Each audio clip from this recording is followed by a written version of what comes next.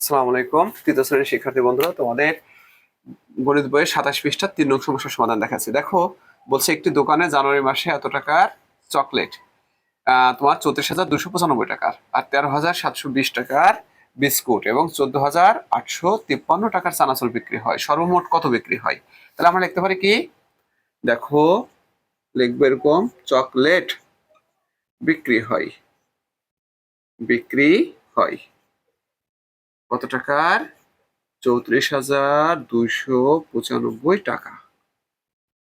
ঠিক আছে, তারপর এটা কি, বিস্কুট বিক্রি হয়।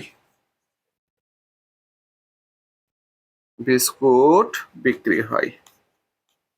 বিক্রি হয় কত টাকার? দেখো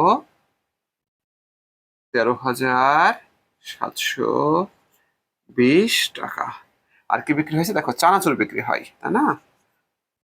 চানাচুর বিক্রি হয় কত টাকার? 14,853। 14,853 টাকা। আমরা বলতে পারি মোট বিক্রি হয়, তাই না? বা সর্বমোট বিক্রি হয়। সর্বমোট মানে কি, যোগ, তাই না? তাহলে সব একক যোগে, দেখো সব একক যোগে এককে বসবে। তাহলে কত হয় এখানে? 8।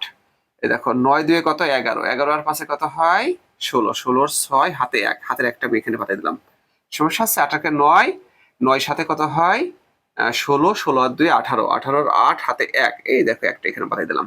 4 কে 5, 5 3 8, 8 8 4 12 2 হাতে 1, তাহলে কত হয়? 1 1 2, 2 1 3, 3 3 6, এত টাকা। ঠিক আছে ফ্রেন্ডস, তো তোমাদেরকে অসংখ্য ধন্যবাদ। খোদা